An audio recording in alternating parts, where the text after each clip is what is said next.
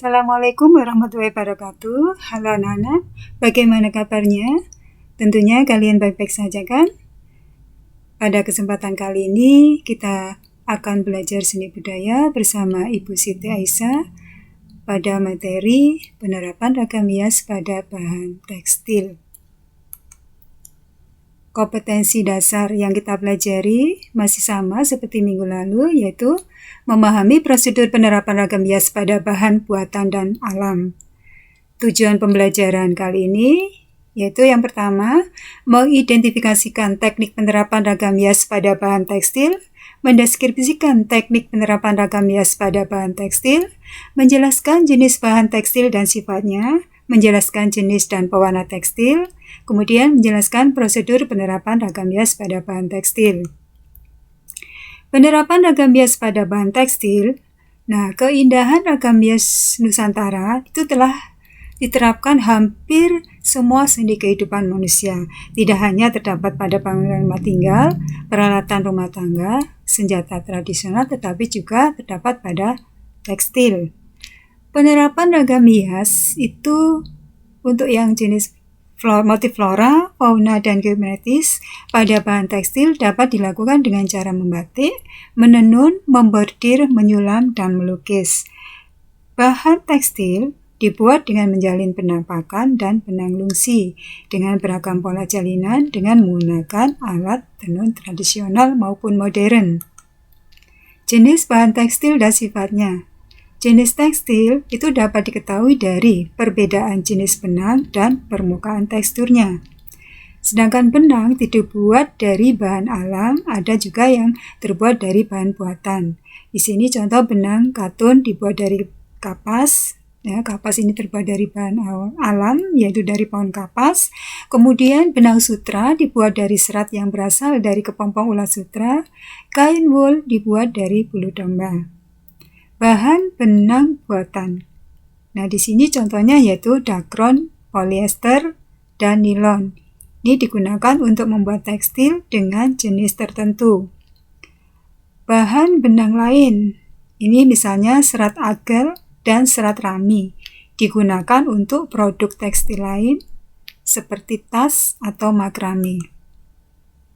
Jenis bahan tekstil dan sifatnya. Yang pertama yaitu jenis tekstil berbahan katun ya.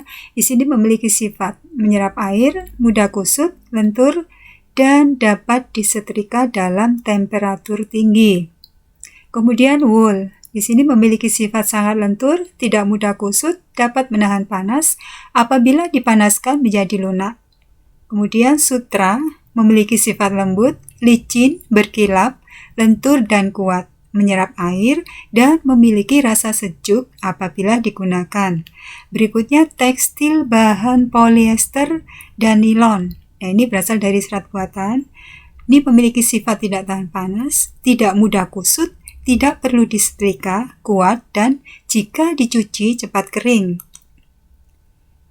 Macam-macam teknik dalam pembuatan ragam hias pada bahan tekstil.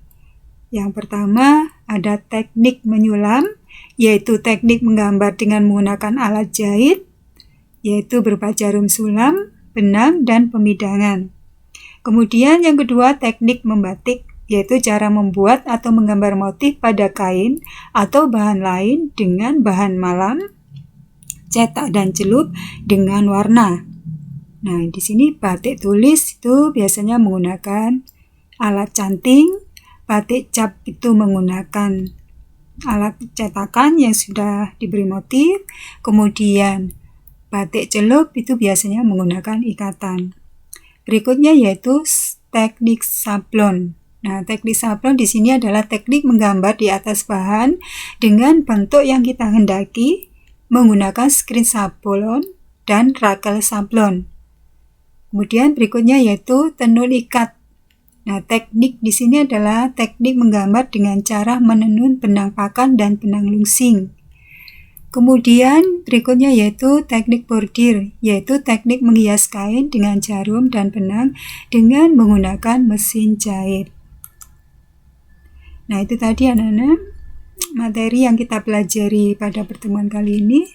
Mudah-mudahan bisa dipahami. Nah, untuk lebih pahamnya, kalian buatlah rangkuman materi penerapan ragam hias pada bahan buatan atau tekstil di buku catatan seni budaya, kemudian kumpulkan tugasnya di Microsoft Teams. Kemudian tugas berikutnya yaitu berdasarkan soal di bawah ini ya, jawablah dengan benar. Yang pertama, deskripsikan pengertian pewarna alam dan buatan menurut pemahamanmu dan berikan contohnya. Yang kedua, sebutkan 4 jenis teknik yang digunakan untuk menerapkan ragam hias pada bahan tekstil. Nah, anak-anak, inilah materi yang kita pelajari pada pertemuan kali ini. Mudah-mudahan bisa dipahami. Selamat mengerjakan buat kalian semua. Terima kasih. Assalamualaikum warahmatullahi wabarakatuh.